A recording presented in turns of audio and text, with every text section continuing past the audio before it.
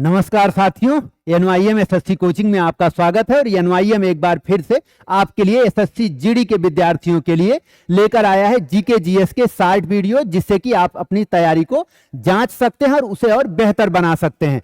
और इसमें हम 5 क्वेश्चंस के वीडियो रखेंगे और लगभग 5 मिनट में इसे कंप्लीट करेंगे और ये आप कभी भी देख सकते हैं। तो आइए देखते हैं। पहला प्रश्न क्या है? In ancient time a person was betted against a commodity and the equivalent weight of that commodity was offered as donation. What was this practice called? प्राचीन समय में किसी व्यक्ति को वस्तु के साथ तौला जाता था और उसी भार मात्रा के सामान को, यानी कि जिसके सामान के साथ उसे तौला गया, उस वस्तु को दान कर दिया जाता था। इस प्रथा को क्या बुलाया जाता था, क्या कहा जाता था, ये बताना है। और ये प्रश्न आपका आया हुआ है, प्रीवियस ईयर क्वेश्चन ही है।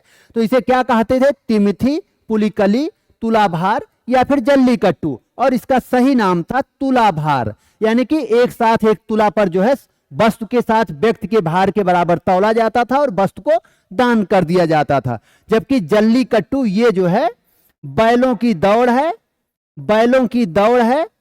कहां पर होता है? ये जल्लीकट्टू होता है तमिलनाडु में। और ये भी प्रश्न आपका किया गया है, तो ये दोनों ही ध्यान रखना है। जल्लीकट्टू तमिलनाडु में है और तुलाभार कहते हैं जब व्यक्ति को वस्तु के साथ तौला जाता है और वस्तु को दान कर दिया जाता है।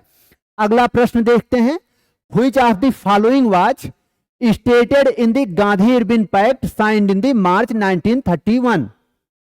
निम्नलिखित में से कौन सी बात मार्च 1931 में हस्ताक्षरित गांधी इरविन समझौते में उल्लिखित थी? ये बताना है। ओके, क्या इसमें कहा गया कि सविनय अवज्ञा आंदोलन वापस ले लिया जाएगा, या फिर तटीय क्षेत्रों में नमक बनाने का काम रोक दिया जाएगा, या फिर कैदियों को रिहा नहीं किया जाएगा, या फिर सभी भारतीयों को अच्छी शिक्षा मिलेगी?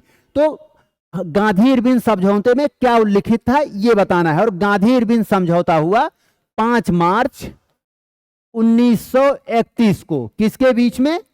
महात्मा गांधी और लॉर्ड इरविन के बीच में, जो उस समय वायसराय थे। कारण क्या था? जिससे कि कांग्रेस को द्वितीय गोलमेज सम्मेलन में भाग लेने के लिए मनाया जा सके। और इसमें महात्मा गांधी जी ने 4 मांगे, 4 डिमांड मान ली। किसकी? ब्रिटिश की। महात्मा गांधी ने 4 डिमांड मानी थी, जिसमें से पहला था कि सविनय अवज्ञा आंदोलन, जो कि सिविल डिसोबीडियंस मूवमेंट था, उसे वापस ले लिया जाएगा। तो सविनय अवज्ञा वापस होगा, सविनय अवज्ञा वापस लेगी कांग्रेस। दूसरा क्या था? द्वितीय गोलमेज सम्मेलन, सेकेंड राउंड टेबल कॉन्फ्रेंस में भाग लेगी। द्वितीय गोलमेज सम्मेलन में भाग लेगी। कौन भाग लेगा? कांग्रेस। गोलमेज सम्मेलन में कांग्रेस भाग लेगी। इसके अलावा क्या था? इसके अलावा 3 नंबर पर गांधी जी ने यह डिमांड भी मान ली कि ब्रिटिश वस्तुओं का बहिष्कार नहीं होगा। ब्रिटिश वस्तुओं का जो बहिष्कार हो रहा था, ब्रिटिश सामानों का, वस्तुओं का जो बहिष्कार हो रहा था, वो कांग्रेस नहीं करेगी। ओके, ब्रिटिश वस्तुओं का बहिष्कार नहीं होगा। और सबसे जो खराब इसमें था वो ये था कि पुलिस द्वारा जो बर्बरता की गई थी, पुलिस ने जो बर्बरता की थी, उसके जांच की मांग नहीं की जाएगी। यह भी गांधी जी ने मान लिया। ओके, पुलिस बर्बरता की जांच नहीं, पुलिस बर्बरता की जांच नहीं, इस मांग को भी मांग लिया। ओके, तो यहां पर सही आंसर क्या है? सविनय अवज्ञा आंदोलन वापस लिया जाएगा। ये आपका सही उत्तर है। यहां पर सविनय अवज्ञा आंदोलन वापस ले लिया जाएगा, ये सही उत्तर है। अगला प्रश्न देखते हैं। Which Indian art form is practised in the Mithila region of Bihar and Nepal? Bihar और नेपाल के मिथिला क्षेत्र में किस भारतीय कला रूप का प्रचलन है? ओके, मिथिला में कौन सी कला रूप है? तो मिथिला में कला रूप है मधुबनी पेंटिंग। ओके, जबकि कालमेघदू की बात करें, अगर हम कालमेघदू की बात करें तो ये कहां पर है? कालमेघदू ये केरला में होता है। कालमेघदू को धूली चित्रम भी कहते हैं, धूली चित्रम भी कहते हैं, और ये केरला में है। ये देवी काली और भगवान अयप्पा की पूजा के लिए बनाया जाता है। जबकि तंजौर आर्ट ये तमिलनाडु में है। तंजौर आर्ट तमिलनाडु में है और ये इसमें स्पेशल है कि ये लकड़ी के तख्तों पर, वुडन प्लैंक पर बनाया जाता है।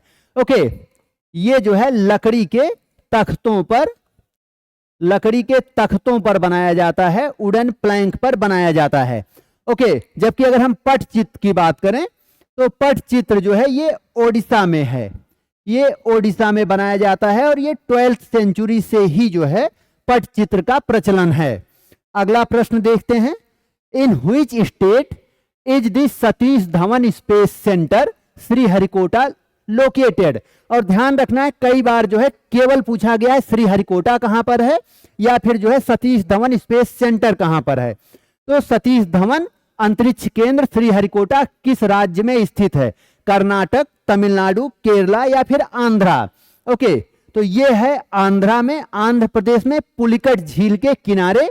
ओके, ये जो है आंध्र प्रदेश पुलिकट झील के किनारे, पुलिकट झील के किनारे, पुलिकट झील जो कि आंध्रा और तमिलनाडु दोनों में फैली हुई है, और श्रीहरिकोटा जो ये द्वीप है ये समुद्र को पुलिकट झील से अलग कर देता है। अगला प्रश्न देखते हैं।